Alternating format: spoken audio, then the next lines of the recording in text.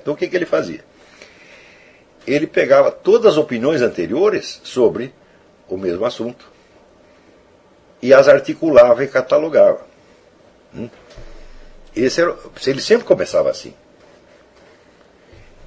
Ele diz: todo conhecimento depende de algum outro conhecimento. E os primeiros conhecimentos? Meu filho, os primeiros conhecimentos estão arraigados na noite da sua percepção infantil. Você não lembra mais disso aí. Você não sabe de onde começou o conhecimento. Então, veja, tanto a ideia cartesiana da tábua rasa, duvidar de tudo, quanto a ideia do Bacon de testar tudo pela experiência, isso é tão inviável que só uma criança pode pensar um negócio desse. Agora que eu vou duvidar de tudo, só vou acreditar naquilo que tem prova. Né? Entendeu? Bom, então, penso, logo existo. Eu digo, bom, tem um sujeito que pensa e tem outro que existe. Prova que é o mesmo. Você está vendo como você já tem que acreditar em alguma coisa sem prova para você tentar provar alguma coisa? Então, quer dizer, essas negações pueris da herança cultural não levam a parte alguma. Elas são, assim como bravatas, fanfarronadas. Então, quer dizer, Descartes, toda a filosofia de Descartes, toda a filosofia de Bacon baseia numa fanfarronada pueril que eles mesmos não podem realizar. Bom, se fosse por inexperiência, nós poderíamos perdoar isso aí. Quando os primeiros pré-socráticos lá estão tentando especular alguma coisa, eles falam besteira pra caramba, mas eles são os primeiros que estão lidando com o assunto, então a gente perdoa. Né? Mas, quando chega a Descartes e Bacon, a filosofia já tinha quase 2000 anos.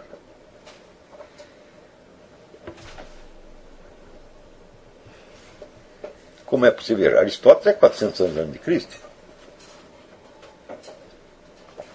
Então, como é que o sujeito acredita numa besteira dessa, que você só pode acreditar naquilo que tem prova? Quando você, para obter a prova de uma coisa, você precisa acreditar em milhões de outras sem provas. Né? A começar pelo fato de que você está raciocinando uma determinada língua, que não foi você que inventou. E você sabe exatamente a conexão entre as palavras dessa língua e a realidade? Não sabe. Então você está tateando, você está indo no escuro.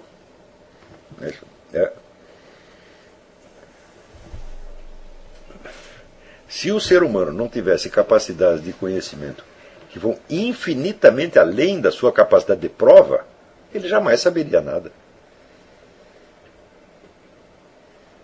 É justamente estas capacidades de conhecer sem provas, elas é que são decisivas. Afinal de contas, a prova serve para o quê? A prova só serve para uma outra pessoa. Aquilo que você viu com seus próprios olhos, por exemplo, você viu um sujeito matar o outro. Você foi a única testemunha do crime. Como é que você vai provar isso aí? Você não tem a prova por quê? Porque você é a prova. Você é um elemento de prova. Não é isso? Agora, se você colocar em dúvida para você mesmo o seu próprio testemunho e exigir de você mesmo uma prova, você não pode dá-la.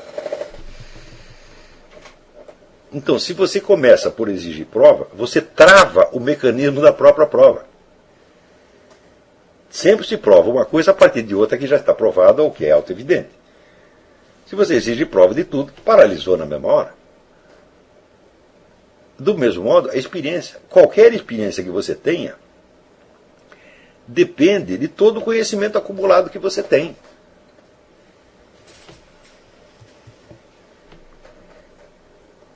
Qualquer uma. E este conhecimento acumulado, e deste conhecimento acumulado, você não tem prova alguma. Então, quer dizer, a prova é apenas um complemento do conhecimento. E, se você exige provas de tudo, você está fazendo uma coisa tão anormal, tão louca, que eu acho que seria motivo suficiente para internação. Porque se você duvida de tudo, então é porque você já está, vamos dizer, possuído por um sentimento de que tudo é um engano. De que tudo são aparências enganosas. E que o único sujeito confiável é você. Eu digo, você acha que isso é normal? Você acha que isso é um bom começo para a filosofia? Quer dizer, o sujeito primeiro fica louco e depois, né, inventa uma filosofia para sair da sua própria loucura? Eu digo, isso não é um bom meio. Mas, então você com isso você está criando um falso problema. Veja, a falta de confiabilidade de tudo não é um problema de maneira alguma. Porque para você dizer que você desconfia de tudo, você já precisa estar confiando em tudo. Você tem que confiar em tantas coisas, né? Você veja, quando Descartes fala o penso logo existe, ele pode chegar até a conclusão do penso logo existe, porque ele já partiu desta conclusão. Ele já sabia disso desde o início. Senão jamais chegaria. Outra coisa, a prova é um elemento do discurso e não da percepção. Não existe provas na percepção. Só existem dados. Não existem provas. A prova entra não no exercício do conhecimento, mas no exercício da discussão, ou seja, na transmissão do conhecimento. Se eu vi algo, eu não preciso provar aquilo porque eu sei. Mas se eu digo aquilo para uma segunda pessoa, ela tem o direito de duvidar. Então daí eu tento provar para ela. E às vezes posso não conseguir provar. Então, quer dizer, a prova é um elemento que diz respeito, sobretudo, ao convívio social e não ao conhecimento. Se você só quiser conhecer aquilo que você possa provar e que você possa tornar, por assim dizer, obrigatório para os outros, você não vai saber nada na vida. Então, saber é saber o que os outros não sabem. E saber coisas que, na maior parte dos casos, você não vai poder transmitir aos outros. O que você pode transmitir é uma fração do que você sabe, do que você viu, do que você tem acumulado, etc, etc. Ora, se nós reduzirmos o conhecimento humano a esta fração comunicável, o que acontece? Você tem um universo de discurso que está gravado em livros, DVDs, etc, etc. Isso constitui uma espécie de microcosmo. Comparado com o mundo real, isso é nada. É um zero. Então você precisa saber em qual dos mundos você quer penetrar. O mundo do conhecimento ou o mundo real? O mundo do conhecimento é uma ferramenta para chegar no mundo real, mas ele por si próprio ele tem seus problemas internos, tem suas dificuldades internas, e você pode estacionar ali e ficar nelas o resto da sua vida. E jamais chegar a conhecer nada da realidade. Então, todas essas dificuldades se colocam logo no início de uma carreira de estudante de filosofia. Por quê? Porque a tradição filosófica moderna já coloca tudo isso em cima de você. E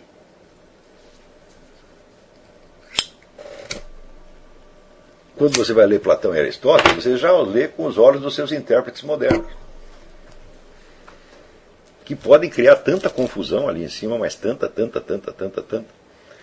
Primeira dificuldade, o intérprete moderno está interessado em filosofia de Platão e filosofia de Aristóteles, e não na realidade que Platão e Aristóteles examinaram. Filosofia de Platão e filosofia de Aristóteles são objetos de investigação. Olha, Platão nunca estudou filosofia de Platão e Aristóteles nunca estudou filosofia de Aristóteles.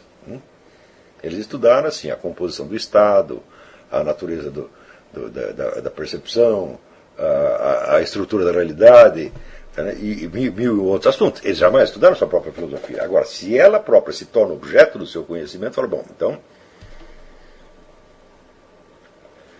a filosofia de Platão e de Aristóteles, por mais completa que ela seja, ela não pode ter abarcado toda a realidade que eles conheciam. Ela é constituída apenas de fragmentos. Então quer dizer que ela sozinha, tomada como conjunto, sem a realidade da qual ela partiu, ela não vai fazer sentido jamais.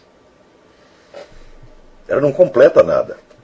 E você fica ali o resto da vida levantando problemas sobre a coerência e a integridade da filosofia de Platão e Aristóteles e jamais chega a resolver. E não tem solução a essas coisas.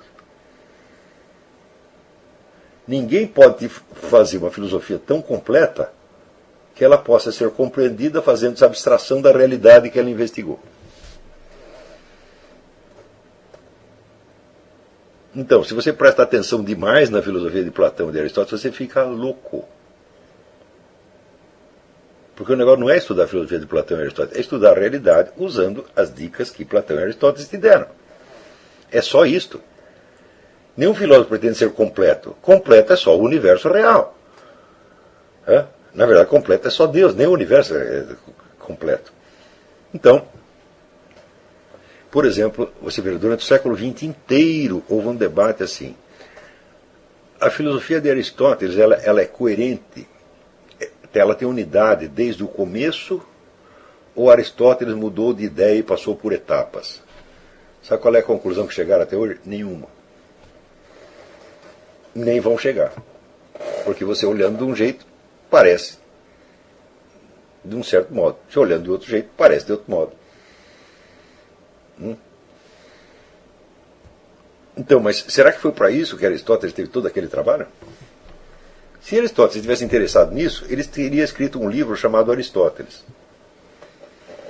Ou outro livro chamado O Pensamento de Aristóteles. Ele nunca escreveu isso.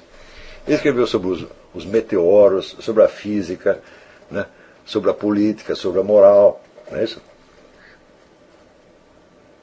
Sobre o conhecimento, mas nunca escreveu sobre a filosofia de Aristóteles. Então, é claro, a filosofia de Aristóteles não pode ser o objeto do nosso estudo. Nunca.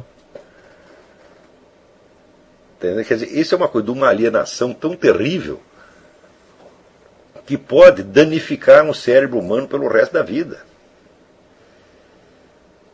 Ou seja, nós temos que estudar Platão e Aristóteles tendo em vista as coisas, as realidades da vida das quais eles falaram. E se você não tem acesso a essas realidades diretamente, você pode ter através da imaginação, quer dizer, você lê outras coisas, obtém as informações necessárias sobre as coisas das quais eles estavam falando, e através disso você vai fazer uma série de analogias com a sua própria experiência real, e aí você vai entender do que eles estavam falando.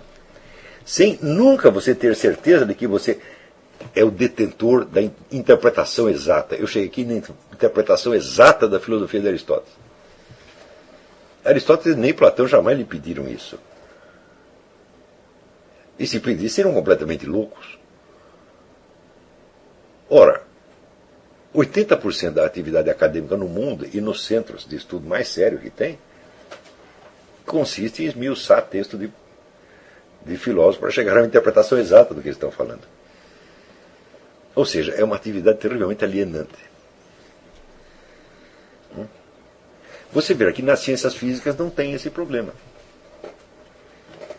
Por exemplo, se você pegar aí a teoria da relatividade, né? As pessoas não estão interessadas, vamos dizer, no texto e na obra em que Einstein expôs a teoria da relatividade. Eles estão interessados em saber se a teoria da relatividade funciona no mundo real.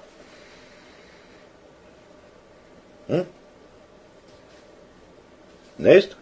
Então, você vê, se você pegar a totalidade dos físicos que existem no mundo, quantos desses físicos estudaram a teoria da relatividade no original de Einstein? Só 2 ou 3. A maioria estudou de segunda, ou terceira ou quarta mão. Porque eles não estão interessados, vamos dizer, na precisa interpretação do texto, mas na sua aplicação ao mundo real. Eu digo, mas em filosofia deveria ser a mesma coisa. Porque a filosofia também está falando do mundo real.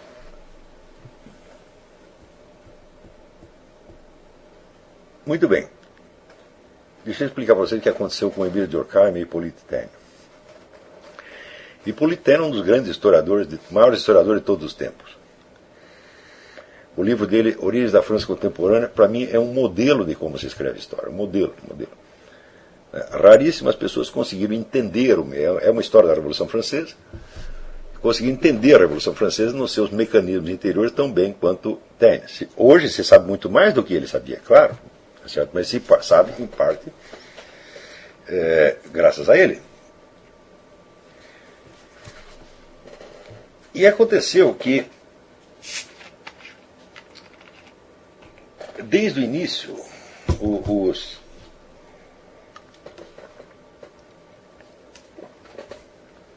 os admiradores da Revolução Francesa não gostaram muito desse livro.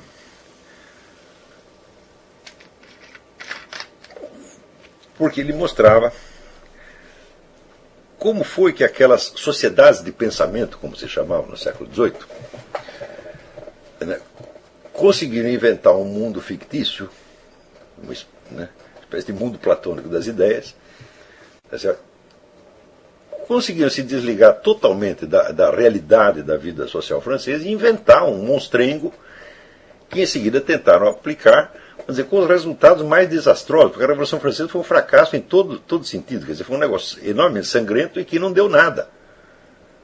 Depois o que aconteceu? Depois da Revolução veio a ditadura de Napoleão, daí Napoleão caiu, daí houve várias restaurações, revoluções e não sei o que, e assim ficou durante 100 anos. Quer dizer, a França ficou patinando no lugar durante 100 anos. Tá certo? E se você observa a trajetória da França depois disso, ela veio de queda em queda. Já a França, até o século XVIII, era o país mais poderoso do mundo. Né? Quando chega já no século XIX, já leva uma surra dos alemães, que é uma coisa terrível. E depois busca uma vingança em 1914, consegue mais ou menos a vingança, com um preço enorme, e depois, na Segunda Guerra, daquele vexame que os alemães invadem aquilo por telefone. Né? E hoje, o que é a França? A França é um office boy do país árabe. Quer dizer, que é uma potência de segunda classe, mas não é potência coisíssima nenhuma, aquilo não é nada. Tá certo? Então, foi isso que a Revolução Francesa fez. Se é verdade aquele que pelos frutos conhecereis, eu digo, a Revolução Francesa jogou a França no lixo. Né? Então, certamente. Agora, os caras celebram aquilo. Quando você não tem virtudes para você louvar, você começa a louvar seus defeitos, você começa a se orgulhar dos seus pecados. Né? Mas, quando foi 1989, já houve muitas reações na França. Muita gente dizia, não há o que comemorar, isso aí foi uma loucura. Né? Quer dizer, historiadores de peso diziam isso, mas no século XIX não era muito elegante dizer isso, e o Taine foi o primeiro que disse.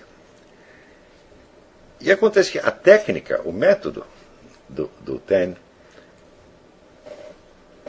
era tentar entender as ações a partir dos seus agentes, individuais ou grupais. Quer dizer, como é que eles interpretavam a situação, o que eles viam, o que eles queriam, e o que eles fizeram, e o que eles obtiveram. Isso é, na verdade, essa é a própria definição da história. Quando surge a sociologia moderna, o inventor dela foi Émile Durkheim. Émile Durkheim ele faz uma crítica a esse tipo de historiografia, dizendo o seguinte, que por baixo das ações dos agentes existem fatores muito mais decisivos, que são fatores impessoais, que são, vamos dizer, o que eles chamam os fatos sociais. Quer dizer, fatos sociais são forças que pesam sobre a sociedade, sobre os seres humanos, sem que isso dependa da intenção de quem quer que seja.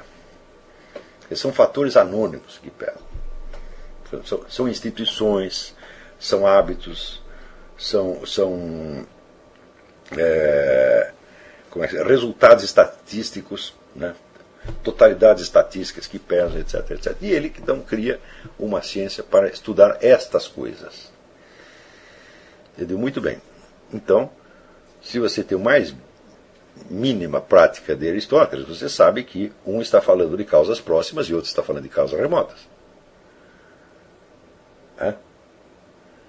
E que não tem sentido você confrontar uma coisa com a outra. Quer dizer, a causa remota jamais pode abolir a causa próxima.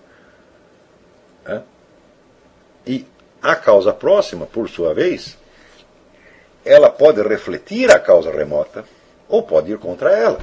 Quer dizer, não há causa remota que force uma causa próxima a acontecer.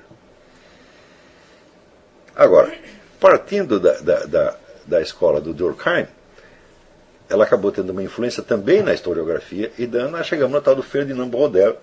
Qual era o ideal do Braudel? Uma história sem personagens. Uma história que é feita apenas de médias estatísticas, regras institucionais, etc, etc. Quer dizer, o Émile Durkheim elevado à enésima potência. Quando você lê aquilo, você diz, olha, tudo isso aqui está muito bonito, isso aqui não explica nada. Absolutamente nada. Por quê?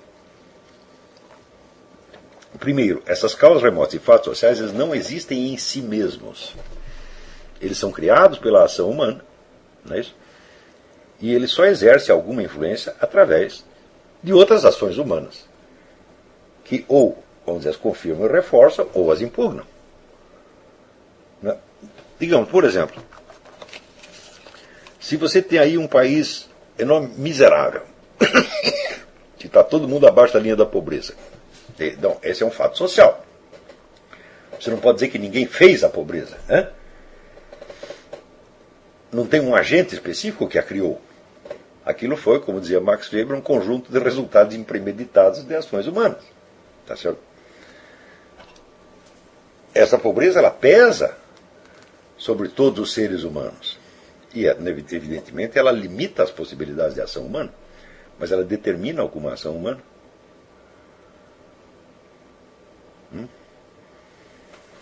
A pobreza causa diretamente alguma ação humana. Que ela limita, eu sei. Porque eu, quando quero comprar um negócio e não tenho dinheiro para comprar, eu não compro. Não é isso? Então, é uma ação humana que eu não posso fazer.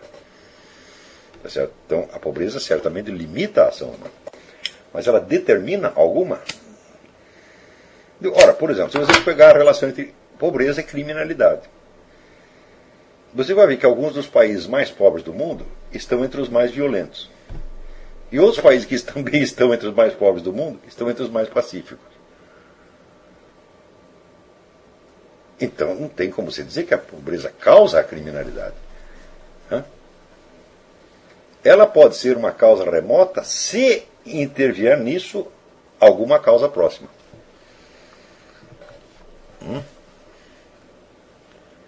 Por exemplo, se você espalha entre as pessoas a ideia de que os pobres, por serem pobres, tá certo, estão livres de certas obrigações morais, opa, aí eles podem começar a delinquir para achar, bom, eu sou pobre, então eu tenho direito. Não é isto? Então, isto é uma causa cultural mais próxima. Mas mesmo isso não determina que as pessoas vão delinquir. Precisa mais ainda. Para delinquir, você tem que ter os meios de delinquir. Está dizendo, se o sujeito é pobre, se ele não tem meios de fazer nada, então ele também não tem meios de delinquir, meu Deus do céu. A delinquência custa caro.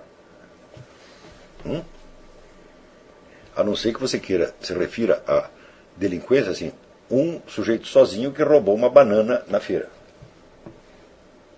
Isso aí não chega a ser criminalidade, isso é irrelevante. Tá certo? Mas quando você vê como no Brasil, uma onda de crimes que mata 50 mil pessoas por ano, e as pessoas começam a explicar isso por causa da pobreza. Eu digo, mas escuta, como que essas pessoas tão pobres que não têm dinheiro para comprar um sanduíche de mortadela, têm dinheiro para comprar um fuzil AR-15? Tem dinheiro para comprar uma metralhadora Uzi? Tem algo errado aí. Ou seja, ou elas foram roubando de banana em banana, e economizando um pouquinho de cada banana até chegar no fuzil, o que levaria aproximadamente 250 anos, ou interveio alguma outra causa. Por exemplo, chegou um sujeito rico de fora e tocou um AK-47 na mão do moleque, digo, agora tu vai assaltar com isso aqui, tu me dá metade, por exemplo. A pobreza faz com que alguém intervenha dessa maneira? Não. A não ser que alguém tenha essa ideia. Lá tem um monte de pobretão, estão morrendo de fome. Se eu oferecer para eles um meio de fazer um crime, que os tire da miséria, isso pode ser um bom negócio para mim. Mas alguém tem que ter essa ideia. E da onde surge essa ideia? Da cabeça dele, da modo como ele concebe as coisas. Então voltamos ao Hippolyte Taine. Você vai ter que explicar o que o agente queria, como é que ele enxergava a situação, como é que ele interpretava a situação e o que ele quis fazer. E quais são os meios que ele colocou, vamos dizer, em ação para poder realizar o que queria. Note bem, a ciência social, a sociologia, ela surge inteira em reação contra a historiografia psicológica. E ela já começa errado. Quer dizer, a sociologia estuda os fatos sociais, e você ao mesmo tempo define os fatos sociais como aqueles fatores que pesam anonimamente e sem autor, independente da vontade de todos. Tá certo? Eu digo, bom, então, a sociologia jamais estudará a causa do que quer que seja. Só estudará causas remotas, hipotéticas, possíveis e impotentes, por si mesma, de produzir qualquer resultado. Segundo lugar, ela fará abstração de toda a ação humana. Então o que é? A sociedade considerada sem as causas imediatas e sem a ação humana. Eu digo, mas é um fantasma.